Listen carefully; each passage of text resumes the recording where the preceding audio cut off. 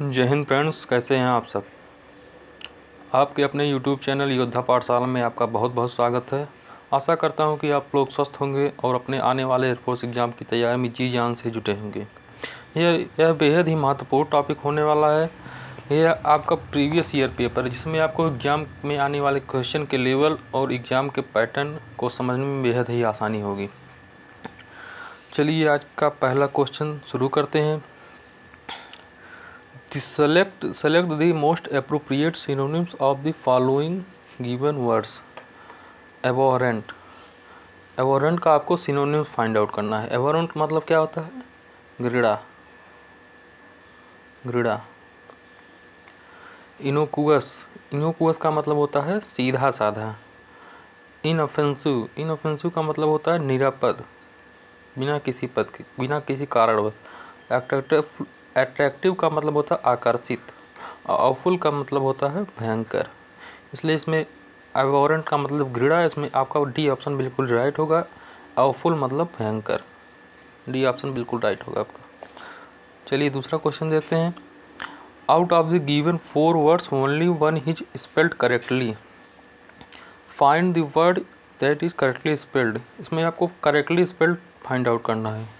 इसमें दिया है A democratic, B suffered, C weather, D horrible.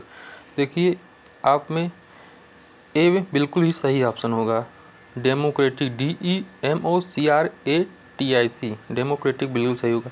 Suffered में डबल एफ होगा, SUFFERED,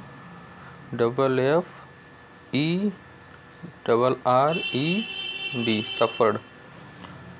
सी ऑप्शन में वीदर होगा, WEATHER।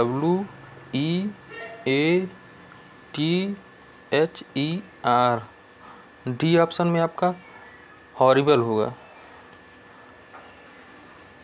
डी ऑप्शन में आपका हॉरिबल होगा, HORRIBLE।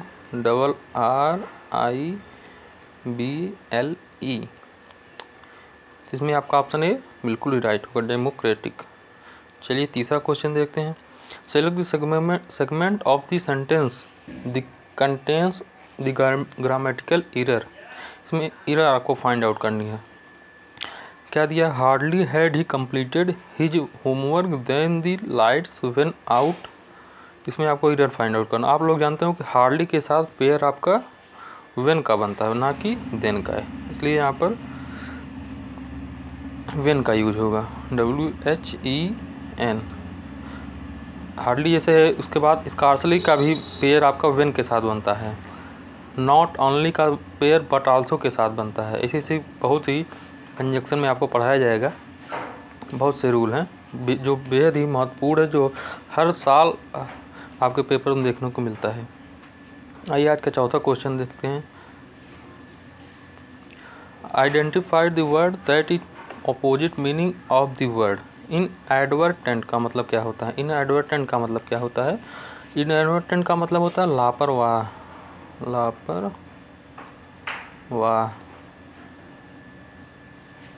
इनएडवर्टेंट का मतलब होता है लापरवाह। और इनएडिक्यूट का मतलब होता है पर्याप्त।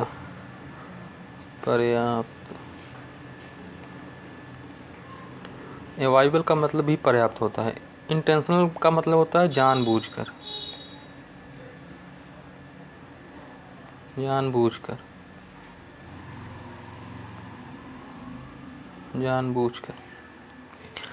नेग्लिजेंट का मतलब भी होता है नेग्लिजेंट का मतलब भी होता है लापरवाह।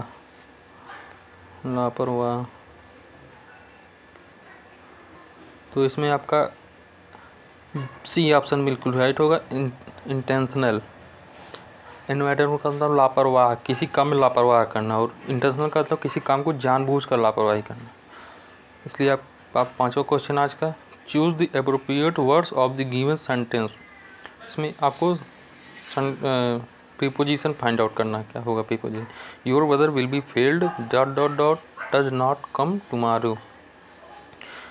इसमें आपका हो जाएगा ऑप्शन ए बिल्कुल ही राइट होगा, इफ़। यदि इसका कहने का मतलब है यदि तुम्हारा भाई कल नहीं आएगा तो वह फेल हो जाएगा। यदि का साउंड दे रहा है तो इसमें इफ़ होगा। अनलेस और अनटिल नहीं होगा, क्योंकि अनलेस और अनटिल अपने पीछे नॉट का यूज़ नहीं करते, नॉट का यूज़ नहीं लेते। चलिए आज का छठवां क्वेश्चन देखते हैं। Choose the one which can be substitute for the given sentence, one who Yeats everything. इसके कहने का मतलब वो जो सब कुछ खा जाता हो, जो सब कुछ खा। इसमें आपका ए ऑप्शन बिल्कुल राइट होगा, ओमनीवोरस। ओमनीवोरस का मतलब होता है जो सब कुछ खा जाता है। ओमनीसेंट का मतलब होता है सर्वज्ञ, जो सब कुछ जानता हो। इरिस्टेबल का मतलब होता है अथक, अथक प्रयास करना। इंसॉल्वेंट का मतलब होता है दिवालिया, इंसॉल्वेंट का मतलब होता है दिवाली, इसलिए आपका ए ऑप्शन बिल्कुल राइट होगा, ओमनीवोरस। चलिए आज का सातवां क्वेश्चन देखते हैं। Select the most appropriate synonyms of the given word. फरी, फरी का मतलब होता है क्रोध से, क्रोध। फरी का मतलब होता है क्रोध। क्राइम तो आप लोग जानते हो। सिन का मतलब होता है पाप, सिन का मतलब होता है पाप। एंगर का मतलब क्रोध होता है। रिस्क मतलब खतरा होता है। इसलिए आपका सिनोनिम्स पूछा तो फरी मतलब क्रोध, एंगर मतलब भी क्रोध होता है, इसलिए आपका सी ऑप्शन बिल्कुल राइट हो जाएगा। चलिए आठवां क्वेश्चन देखते हैं आज का।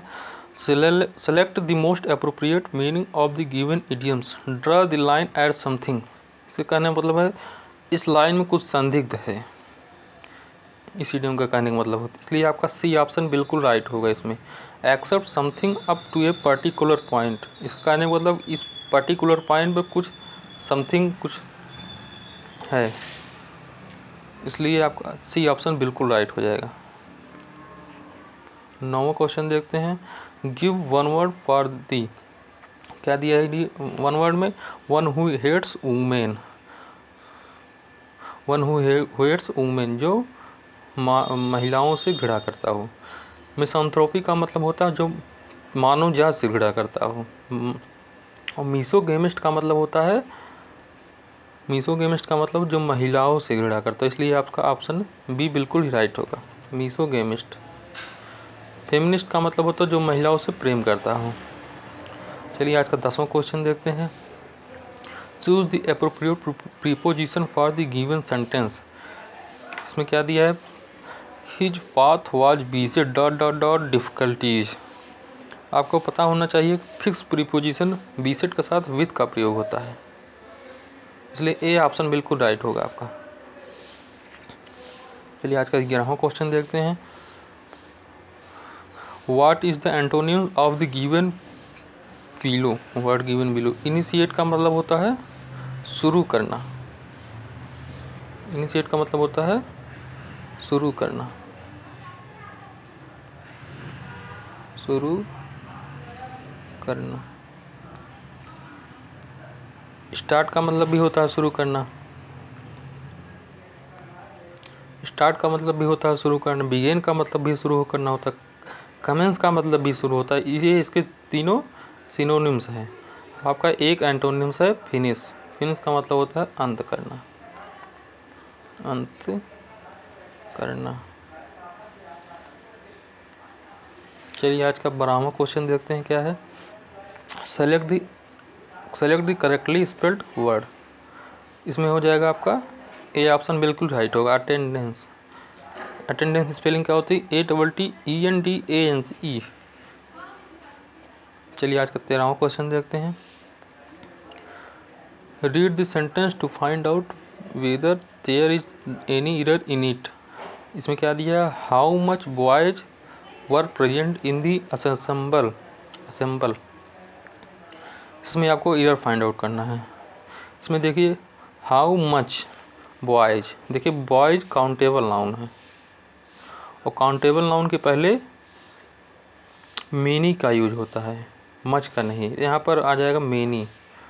मच का यूज अनकाउंटेबल नाउन के लिए होता है और बॉयज प्लूरल, इसलिए आपका यहाँ पर वर का प्रयोग होगा, इसलिए ए ऑप्शन में आपका एरर है, मच के स्थान पर मेनी का यूज होगा। चलिए 14वां क्वेश्चन देखते हैं।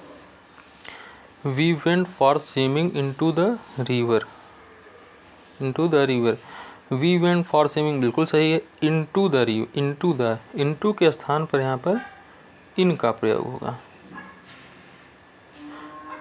क्योंकि इनटू का प्रयोग जब किसी ऊपर से किसी नीचे कूदा जाता है तो उसमें इंटू का प्रयोग होगा। जैसे किसी स्थान से कुएं में कूदना, छत से नीचे ज़मीन पर कूदना, यहाँ पर इंटू का प्रयोग होगा।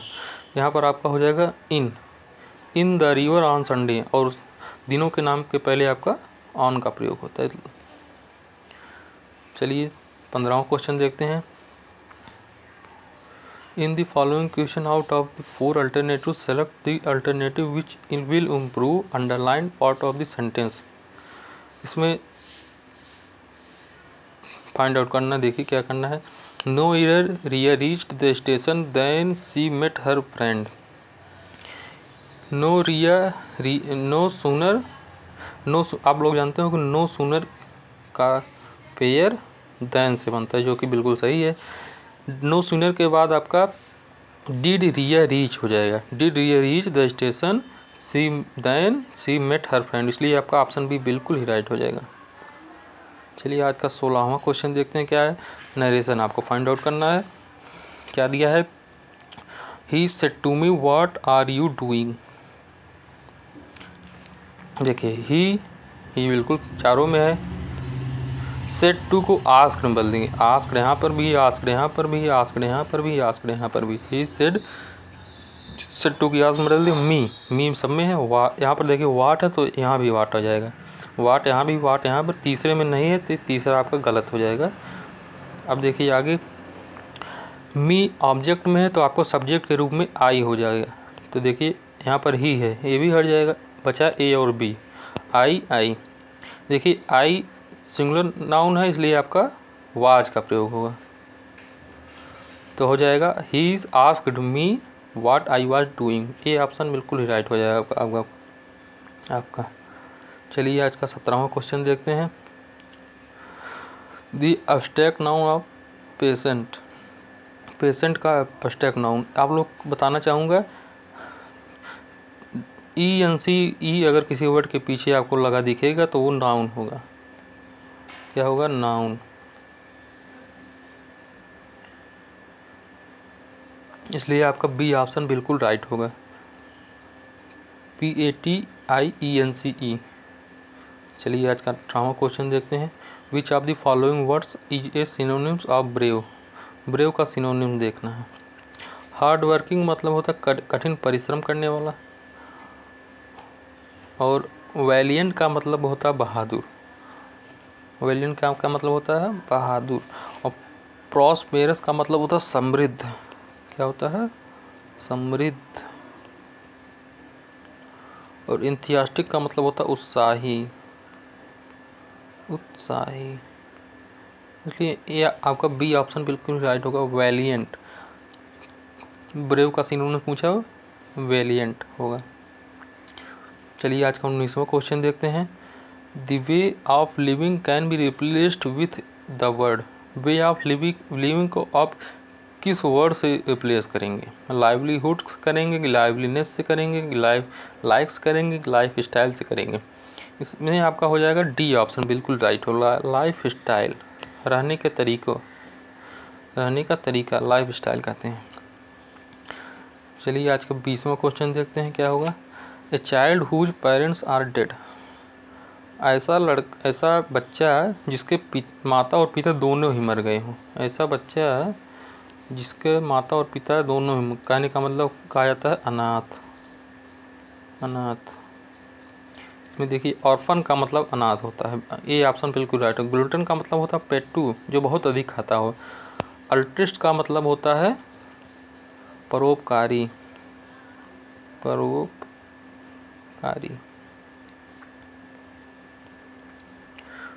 डिवोर्स का मतलब हो जिसका डिवोर्स हो चुका होगा।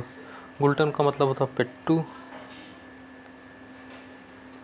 इसमें आपका ए ऑप्शन बिल्कुल राइट हो जाएगा। बस 20 ही क्वेश्चन। आशा करता हूँ कि आपको प्रीवियस ईयर पेपर बहुत ही पसंद आया होगा। जय हिंद।